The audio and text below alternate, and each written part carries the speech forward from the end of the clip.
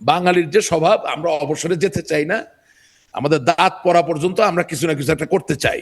হ্যাঁ, আমাদের দেশে নাতি পুতি ছেলে মেয়ে ফ্যামিলির কোনো মূল্য নাই, আমরা খুব সেলফ সেন্টার্ড পিপল, আমরা আসি নিজেদেরকে নিয়ে। আমার দাঁত পড়ে যাইতেছে, তাও খোদার ফজলে হাত পা সবকিছু দিয়ে চাইপে ধরে রাখি। We don't believe in retirement. হ্যাঁ, আল্লাহ তাআলা তো আর এমনি এমনি হযরত মুহাম্মদ সাল্লাল্লাহু আলাইহি ওয়াসাল্লামকে এত অল্প বয়সে নবুয়ত দেয় নাই। তাড়াতাড়ি নবী রাসূল হও, দুনিয়ার মানুষের হেদায়েত করো, আমার কাছে তাড়াতাড়ি চলে আসো। প্রত্যেকটা একটা সময় থাকে। হ্যাঁ, তাহলে আপনি মনে এখন করছেন যে এটি মানে খলিলুর রহমানের জাতিসংঘ সাধারণ পরিষদের সভাপতি নির্বাচিত হয়, এটি আপনাদের জন্য মানে আওয়ামী লীগের জন্য একটা গুড সাইন। শুনেন, খলিলুর রহমান সাহেব জানে তার কোনো নির্বাচনী এলাকা নাই। খলিলুর রহমান সাহেব জানে যে বিএনপির কালকে তাকে প্রয়োজন না হলে খুবই সুন্দরভাবে তাকে বিদায় দিবে বা অসুন্দরভাবে বিদায় দিবে। খলিলুর রহমান সাহেবের একমাত্র উপায় হচ্ছে আন্তর্জাতিক কূটনীতির তার যে ক্যারিয়ার, সেটাকে ধরে রাখা।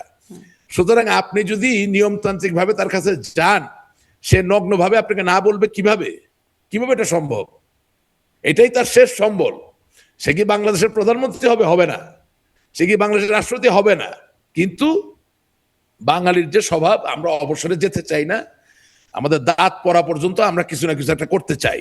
হ্যাঁ, আমাদের দেশে নাতি পুতি ছেলে মেয়ে ফ্যামিলির কোনো মূল্য নাই, আমরা খুব সেলফ সেন্টার্ড পিপল, আমরা আসি নিজেদেরকে নিয়ে। আমার দাঁত পড়ে যাইতেছে, তাও খোদার ফজলে হাত পা সবকিছু দিয়ে চাইপে ধরে রাখি। We don't believe in retirement. হ্যাঁ, আল্লাহ তাআলা তো আর এমনি এমনি হযরত মুহাম্মদ সাল্লাল্লাহু আলাইহি ওয়াসাল্লামকে এত অল্প বয়সে নবুয়ত দেয় নাই। তাড়াতাড়ি নবী রাসূল হও, দুনিয়ার মানুষের হেদায়েত করো, আমার কাছে তাড়াতাড়ি চলে আসো। প্রত্যেকটা একটা সময় থাকে। হ্যাঁ, এখন কথা হইলো যে খলিলুর রহমান সাহেব খোদার ফজলে উনি রিটায়ারমেন্টে যাবেন না। কিভাবে যাবেন না? পররাষ্ট্র মন্ত্রিত্ব যাবে, ইউএনজিও সভাপতিত্ব যাবে, তারপর কনসালটেন্সি করবে। এখন কনসালটেন্সি করতে গেলে বা কিছু করতে গেলে তার ট্র্যাক রেকর্ড রাখা লাগে।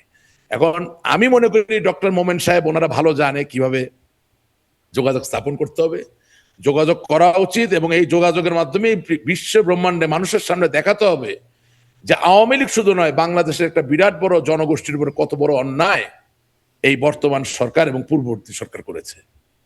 আমার জায়গাগুলো অনেকে কানেক্ট করতে পারবে না, but this is the way, this is how you do it. আপনি তো একদিনে একটা সংগ্রাম, একটা মোমেন্টাম বিল্ড আপ করতে আপনি পারেন বলছেন যে নগ্নভাবে প্রত্যাখ্যান তো তিনি করতে পারবেন না, তিনি কূটনীতির একটা জায়গা তো নিশ্চয়ই রাখবেন, কিন্তু করলে ডিপ্লোম্যাটিক্যালি লস। তো করতেই পারবেন, তাই না? নগ্নভাবে না করলেন, না না করতেই তো পারেন না যেহেতু। না জি, না না না না না না আপা, মানে আপনাদের যার পতনেই তিনি এইখানে আপা অবস্থানটা পেয়েছেন। আপা আপা জার্মানির কোন সি বিচে গিয়ে আপনি যদি নগ্ন হন, ওটা তো কোনো ক্রাইম হবে না, ওটা খুব ডিপ্লোম্যাটিক হবে। নগ্ন বলতে বুঝাচ্ছি আপনি যেভাবেই না বলেন, ওনার পক্ষে যাবে না। এখন উনি যদি বুদ্ধিমান হয়, উনি প্রত্যাখ্যান করবেন না। আমি তো জানি না উনি, ওনাকে তো আমি ওনাকে চিনি, বাট অত ব্যক্তিগতভাবে তো চিনি না। মানে আমি বলতে চাচ্ছি যে জেদ্দা শহরে নগ্নতা তিনি অপরাধ। হয়তো এতটা বুদ্ধিমান যে মানে প্রত্যাখ্যান করবেন সেটাও বুদ্ধিমত্তার সাথেই করবেন। দেখা যাক কি হয়। আমরা যদি নাই যাই, তাহলে আর প্রত্যাখ্যান করার বিষয় কোথা থাকে? নিশ্চয়ই, আমরা শুধুমাত্র তো আলোচনার ক্ষেত্রে বা তর্কের ক্ষেত্রে তর্কগুলো করছিলাম। আপনার কাছে একটু এই আমরা তো প্রসঙ্গ শেষের দিকে। আমরা তো জ্যাকসন হাইটে টেডি বিয়ার পিটাচ্ছি ইউনুসের নামে। আমরা তো ব্রাসেলসে, প্যারিসে বিভিন্ন জায়গায় ব্যানার ধরে দাঁড়ায় আছি। আমরা যদি না যাই সেখানে, কিভাবে বুঝবো আমরা? একজন বাংলাদেশী হিসেবে তিনি মানে জাতিসংঘ এটা খুবই গৌরবোজ্জ্বল একটা জায়গা, তিনি গেলেন। মানে শুভেচ্ছা জানানোর প্রয়োজন ছিল বলে মনে করেন কিনা? হ্যাঁ, শুভেচ্ছা আওয়ামী জানানোর লীগের। প্রয়োজন। শুভেচ্ছা জানানোর প্রয়োজন। রেকর্ড করেন, কেটে কেটে দেন, আমি বলছি শুভেচ্ছা জানানোর প্রয়োজন।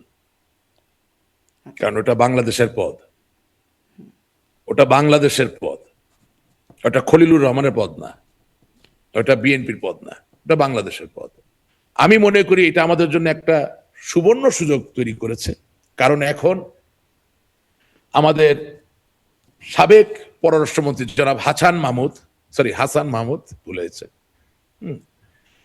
উনি এবং আমাদের আরেকজন সাবেক পররাষ্ট্রমন্ত্রী ডক্টর আব্দুল মোমেন সহ আওয়ামী লীগের যে সকল নেতা কর্মীরা বাংলাদেশের বাইরে আন্তর্জাতিক পরিমণ্ডলে আওয়ামী লীগের পক্ষে কথা বলতে চান, তারা বাংলাদেশের নাগরিক হিসেবে আজকে জাতিসংঘে গিয়ে তারা খলিলুর রহমানের সাথে দিন দরবার করার, দেখা করার, কথা বলার, অভিযোগ করার জায়গা একটা খুঁজে পেলেন। এখন খলিলুর রহমান সাহেব তাদেরকে সময় দেবেন কিনা, বা তাদের কথা শুনবেন কিনা সেটা তার ব্যাপার। কিন্তু আর যাই হোক, নিয়মতান্ত্রিক ভাবে আমাদের প্রতিবাদ করার আরেকটা জায়গা কিন্তু তৈরি হয়ে গেছে। জায়গাটা কি আসলে তৈরি হলো নাকি মানে তিনি তো ইতোমধ্যেই উই আসলে আর আপনাদের লাকি। বিপক্ষের না না হোক, না না হিসাবে না establish না করেছেন। শোনেন, বিপক্ষে রয়েছে তো কি হয়েছে, আমরা সংগ্রামে আছি, আন্দোলনে আছি, আমরা আমাদের বিপক্ষের লোকের সাথে কথা বলতে পারি যে এটা আমার অধিকার, এটা সঠিক নয়। আজকে ডক্টর আব্দুল মোমেন না, তাকে কিন্তু দেশের বাইরে, ডক্টর ইউনূস সরকারের যাকে নিয়ে আপনারা এত মানে সমালোচনা করেন তার না না সরকারের মানে তিনি আসলে ডিফ্যাক্টো হেড হিসেবেও বলা হতো না Khalilur Rahman. No no no শুনেন, আপনি তো পুলিশকে নিয়ে অনেক সমালোচনা করেন, আপনি তো সরকারকে নিয়ে অনেক সমালোচনা করেন, আপনি আদালতকে নিয়ে অনেক সমালোচনা, জামিনটা কার কাছে চান বলেন? আদালতের কাছে। হ্যাঁ, গ্রেপ্তার করার আগে আপনাকে পেটাচ্ছে, কাকে কম মারতে বলেন? পুলিশকে, সরকারকে। Am I right or wrong? So যিনি রাজনীতি করবেন, এমনকি আপনি বিবলিক্যাল ভাবে থিওলজিক্যালি যদি চিন্তা করেন, স্বয়ং হযরত মুহাম্মদ সাল্লাল্লাহু আলাইহি ওয়াসাল্লাম বলেন, মুসা আলাইহিস সালাম বলেন, নূহ আলাইহিস সালাম বলেন, ইব্রাহিম আলাইহিস সালাম বলেন, তারা স্বয়ং তাদের সাক্ষাৎ যে শয়তানের প্রতিমূর্তি, তার সাথেও তারা নেগোসিয়েশন করার চেষ্টা করছেন। It is part of the process.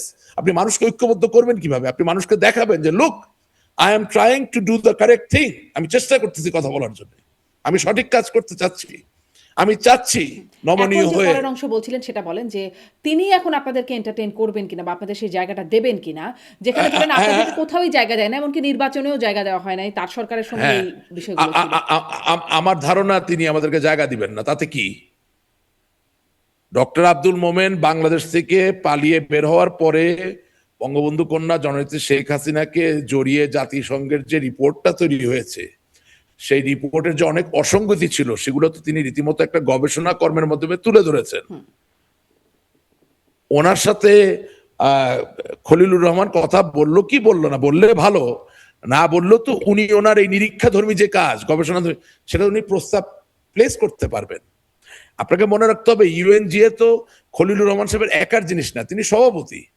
এখন আপনি যদি আরেকটা প্রভাবশালী সদস্যের কাছে গিয়ে বলেন যে দেখেন, আমি ওনার সাথে দেখা করতে চাই, কথা বলতে চাই, উনি আমাকে সুযোগ দেন না, don't you think it creates a pressure?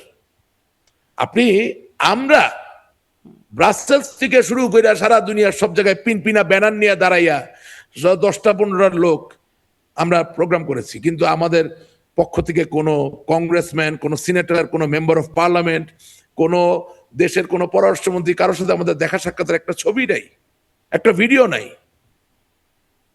আপনি অ্যাটলিস্ট একটা জায়গা তো পাইলেন। বাংলাদেশি একজন জিতছে, এখন তো তার মাথা খারাপ করে ফেলতে পারবেন যদি আপনি প্রক্রিয়া জানেন।